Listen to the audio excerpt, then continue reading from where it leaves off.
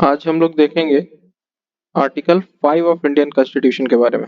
Article 5 हमें बताता है कि सिटीजनशिप, जो भारत के नागरिक थे उनका सिटीजनशिप डिसाइड होने का क्या कुछ क्राइटेरिया रहा था at the time of commencement of Indian constitution. यानी कि भारत का संविधान जिस वक्त लागू हुआ था उस वक्त किन किन लोगों को भारत का नागरिक माना जाएगा और उसका क्या कुछ क्राइटेरिया रहा है, ये हमें आर्टिकल 5 में मिलता है।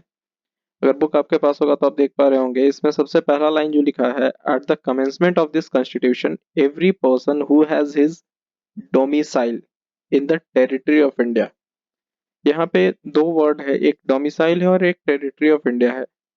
मैंने बताया था कि इंडिया में सिंगल सिटीजनशिप चलता है, सिटीजन ऑफ इंडिया होते हैं, सिटीजन ऑफ स्टेट नहीं होते। तो ये domicile in territory of India single citizenship को ही समहाउ रिप्रेजेंट कर रहा है। इसके बाद इसमें एक चीज ये भी कहा गया है कि at the time of commencement जिनका एक आवास रहा था, कोई एक, अगर कोई रहने का कोई स्थायी निवास जिनका भारत में रहा था, वो भारत के सिटीजन कहलाएंगे। और इसके अलावा और भी कंडीशंस हैं। और जो है वो तीन सब क्लॉज में डिवाइडेड है, जिसमें क्लॉज ए कहता है who has born in the territory of India, जिनका जन्म भारत में हुआ है। यानी कि भारत का सिटीजन वो होंगे जिनका जन्म भारत में हुआ है और उनका आवास भारत में ही है। पहला कंडीशन भारत का सिटीजनशिप होने का एक ये है। दूसरा कंडीशन है, या जो सब क्लॉज बी में कहा गया है, either of whose parents was born in the territory of India. यानी कि वैसे लोग जिनके कोई भी पेरेंट, अगर दोनों माँ पिता दोनों हैं तब तो अच्छा है, अगर दोनों में से कोई एक भी है जो भारत में जन्मे हैं, जिस बच्चे के माँ या पिता या माँ पिता दोनों अगर भारत में जन्मे हैं और उसका एक निवास स्थान भारत में है, तो ऐसे को सिटीजन ऑफ इंडिया माना जाएगा और उसे सिटीजनशिप का राइट दिया जाएगा। ये सब क्लॉज बी में है। सब क्लॉज सी में कहता है who has been ordinarily resident in the territory of India for not less than 5 years immediately preceding such commencement. Such commencement mean to say commencement of Indian constitution.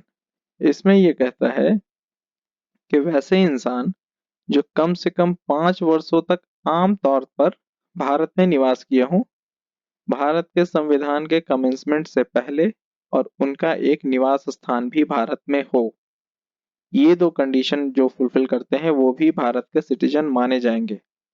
और ये तीनों condition में भारत का citizen, और अब जो भारत के सिटीजन है उसी को यहाँ का सारा राइट भी मिलेगा। जैसे प्रियम्बल में हम लोग देखे थे, सबसे पहला लाइन था उसमें, we the people of India. तो we the people of India mean to say citizen of India.